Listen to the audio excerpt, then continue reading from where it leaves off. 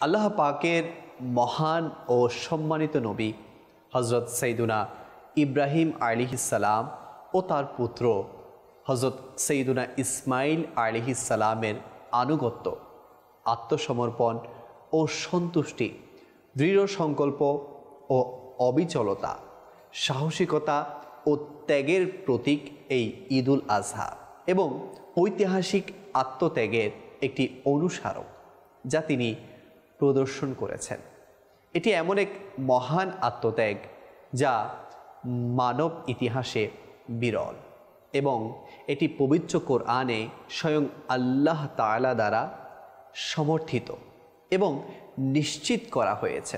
সুতরাং বলা হয়েছে, যা কানজুল ঈমানের অনুবাদ, এবং আমি ইসমাইলের মুক্তিপণ বা ফিদিয়া হিসেবে একটি মহান কুরবানি দান করেছি।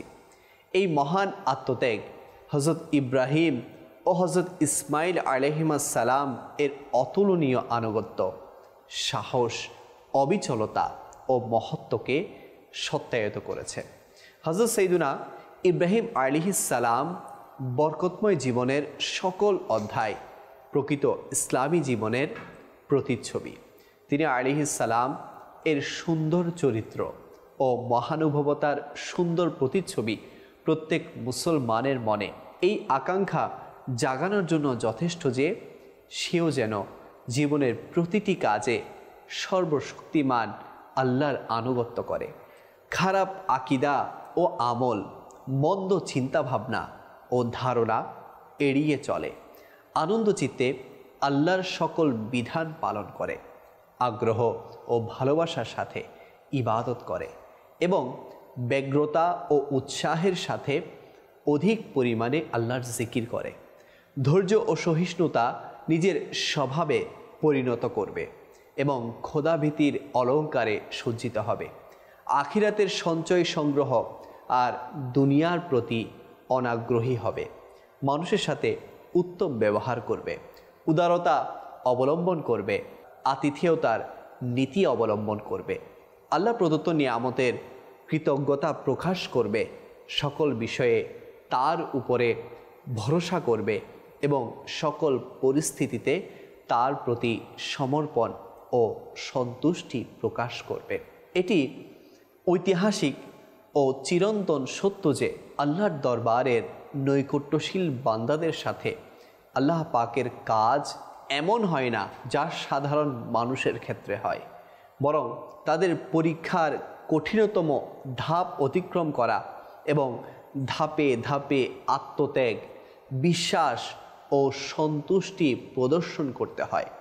হজরত সৈয়দুনা ইব্রাহিম আলাইহিসসালামও আল্লাহ পাকের মহান পয়গম্বর এবং নবী ছিলেন, সেজন্য তাকেও বিভিন্ন পরীক্ষা ও ধাপ অতিক্রম করতে হয়েছে এবং তিনি আলাইহিসসালাম মহাসম্মানের সহিত প্রতিটি ধাপ অতিক্রম করেছেন এবং উত্তীর্ণ হয়েছেন। যখন তিনি আলাইহিসসালামকে নমরুদের আদেশে আগুনে নিক্ষিপ্ত করা হয়, তখন তিনি আলাইহিসসালাম যে সহনশীলতা ও সন্তুষ্টি প্রদর্শন করেছেন এবং যে অবিচলতা ও দৃঢ়তা দেখিয়েছেন তা তারই অংশ ছিল। এরপর হজরত ইসমাইল ও হজরত হাজেরা রাদিয়াল্লাহু তাআলা আনহাকে যখন ফারান মরুভূমিতে রেখে যাওয়ার নির্দেশ পেলেন, তখন সেটিও কোনো সাধারণ পরীক্ষা ছিল না, বরং পরীক্ষার কঠিনতম পর্যায় ছিল। বার্ধক্যের আকাঙ্ক্ষার কেন্দ্রবিন্দু, রাত দিনের দোয়ার ফল, নয়নের মণি হজরত ইসমাইল আলাইহিসসালামকে শুধুমাত্র আল্লাহর আদেশ পালনে এক জনশূন্য মরুভূমিতে রেখে যান এবং একবারের জন্যও ফিরে দেখেন না, এই ভয়ে যে পিতৃস্নেহ জেগে উঠবে এবং আল্লাহর আদেশ পালনে ব্যর্থ হবেন। এই দুইটি কঠিন পরীক্ষা অতিক্রম শেষে তৃতীয় পরীক্ষা এবং কঠিন পরীক্ষার জন্য প্রস্তুতি আসে, যা প্রথম দুটি পরীক্ষার চেয়েও কঠিন। এরপর হজরত ইব্রাহিম আলাইহিসসালাম টানা 3 রাত একই স্বপ্ন দেখলেন, যাতে কেউ একজন বলছে, নিশ্চয়ই আল্লাহ পাক আপনাকে নিজ পুত্র জবাই করার নির্দেশ করছেন। হজরত ইব্রাহিম আলাইহিসসালাম আল্লাহর মহান নবী এবং আনুগত্যশীল বান্দা ছিলেন। সুতরাং তিনি তৎক্ষণাৎ আল্লাহর হুকুম পালনের জন্য তৎপর হয়ে পড়লেন। আর যেহেতু এই বিষয়টি শুধুমাত্র তার নিজের সাথে সম্পর্কিত নয়, বরং তার পুত্রও এই আদেশের একটি অংশ, এজন্য তিনি তার আনুগত্য সহনশীল পুত্রকে আল্লাহর হুকুম এবং স্বপ্ন সম্পর্কে বললেন। হযরত সাইয়্যিদুনা ইসমাঈল আলাইহিস সালাম আল্লাহর মহান পয়গম্বর ও নবী হযরত সাইয়্যিদুনা ইব্রাহিম আলাইহিস সালামের দৃঢ় প্রতিজ্ঞাবদ্ধ, অটল, সহনশীল ও খোদার হুকুমের আনুগত্যশীল পুত্র ছিলেন। সুতরাং তিনি অবিলম্বে সন্তুষ্টি প্রকাশ করে এবং বলে, আল্লাহর যদি এটাই ইচ্ছা হয় তাহলে ইনশাআল্লাহ আপনি আমাকে ধৈর্য ধারণকারী হিসেবে পাবেন। পবিত্র কোরআন এই ঘটনাকে এভাবে বর্ণনা করেছেন, যা কানজুল ঈমানের অনুবাদ। অতঃপর যখন তিনি তার সঙ্গে দৌড়ে চলার বয়সে উপনীত হলেন, তখন ইব্রাহিম আলাইহিস সালাম বললেন, হে আমার পুত্র, আমি স্বপ্নে দেখেছি যে আমি তোমাকে জবাই করছি, সুতরাং ভেবে দেখো তোমার কি অভিমত। পুত্র বলল, হে আমার পিতা, আপনি যে কাজে আদিষ্ট হয়েছেন তা দ্রুত সম্পন্ন করুন। আল্লাহর ইচ্ছায় আপনি আমাকে ধৈর্য ধারণকারীদের মধ্যে পাবেন। অতঃপর যখন উভয়ে আল্লাহ তাআলার সন্তুষ্টির কাজে আনুগত্য প্রকাশ করলেন এবং ইব্রাহিম আলাইহিস সালাম তাকে কাঁধ করে শায়িত করলেন, পরবর্তী দৃশ্য বর্ণিত হয়নি। তখন আমি তাকে আহ্বান করলাম, হে ইব্রাহিম, তুমি তো তোমার স্বপ্ন বাস্তবিকই সত্যে রূপান্তরিত করে দেখালে। এভাবেই আমি আত্মিক পরিশুদ্ধদেরকে পুরস্কৃত করে থাকি। নিশ্চয়ই তা ছিল এক সুস্পষ্ট কঠিন পরীক্ষা, আর আমি ইসমাইলের ফিদিয়া স্বরূপ একটি মহান কুরবানি দিয়েছি। জানা গেল যে আল্লাহ পাকের রাস্তায় কোনো পশু কুরবানি করা বাস্তবিকভাবে নিজেকে কুরবানি করার সমতুল্য। এটি একটি নীরব স্বীকৃতি যে আমাদের জীবন আল্লাহর পথে উৎসর্গ করা হয়েছে এবং যখন তিনি আহ্বান করবেন তখন আমরা বিনা দ্বিধায় পেশ করব। ইসলামের আবিধানিক অর্থও হলো আত্মসমর্পণ করা এবং আনুগত্য ও ইবাদতের জন্য মাথা নত করা। সমগ্র মানব জাতির জন্য এই ত্যাগ এক অনন্য ও উচ্চ স্থান দখল করে আছে, কারণ ইতিহাসের পাতা এই মহান আত্মত্যাগের দৃষ্টান্ত পেশ করতে অক্ষম।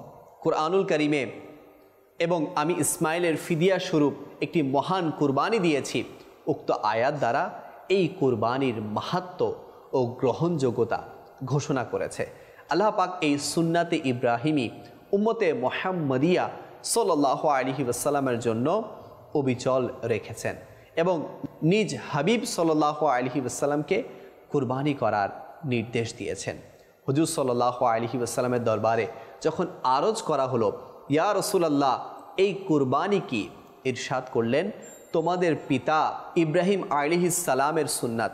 লোকেরা আরজ করল, হে আল্লাহ রসুল, এতে আমাদের জন্য কি সওয়াব রয়েছে? ইরশাদ করলেন, প্রত্যেক চুলের বিনিময়ে নেকি। আরজ করল, পশমের কি হুকুম? ইরশাদ করলেন, পশমের প্রত্যেক চুলের বিনিময়ে নেকি। রসুল করিম সাল্লাল্লাহু আলাইহি ওয়াসাল্লাম ইরশাদ করেছেন, 10 জিলহজের দিন আদম সন্তানদের জন্য আল্লাহর নিকট রক্ত প্রবাহিত করা, অর্থাৎ কুরবানির চেয়ে প্রিয় কোনো কাজ নেই, এবং সেই পশু কিয়ামতের দিন তার শিং, চুল, খুরের সাথে আসবে এবং কুরবানির রক্ত জমিনে পতিত হওয়ার আগে আল্লাহর দরবারে কবুল হয়ে যায়। সুতরাং আনন্দ চিত্তে কুরবানি করো। কুরবানি প্রকৃতপক্ষে একটি মহান ইবাদত এবং ইবাদতের আসল উদ্দেশ্য আত্মাকে পরিশুদ্ধ করা, তাকওয়ার মনোভাব সৃষ্টি করা, আল্লাহর সাথে সম্পর্ক স্থাপন করা এবং আল্লাহর আনুগত্য করা, সব কিছুর উপর তার ভালোবাসা ও ইবাদতকে প্রাধান্য দেয়া। অন্তরের সংশোধনের প্রকৃত ও কার্যকর মাধ্যম হলো ইবাদত করা, যা আল্লাহ ও তার রসুল দ্বারা নির্ধারিত হয়েছে। কুরবানি মানুষকে সেই দায়িত্বের জন্য প্রস্তুত করে যা আল্লাহ ও তার রসুল আমাদের উপর অর্পণ করেছেন। এটি চরিত্র গঠন ও নৈতিক এবং আধ্যাত্মিক বিকাশের পথ সুগম করে। কুরবানি মূলত সেই অঙ্গীকারেরও নবায়ন যে আমাদের জীবন, মৃত্যু এবং প্রকৃতপক্ষে আমাদের সমগ্র জীবন আল্লাহর জন্যই।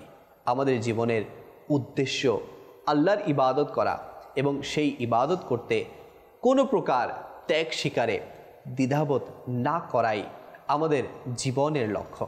আমরা মুসলমান এজন্য যে আমাদের সমস্ত জীবন আনুগত্য ও সন্তুষ্টি নিয়ে গঠিত এবং আল্লাহ তার রাসূলের পরিপূর্ণ আনুগত্য ও হুকুম পালন প্রকৃতপক্ষে ঈমানের দাবি ও দাসত্বের প্রতীক।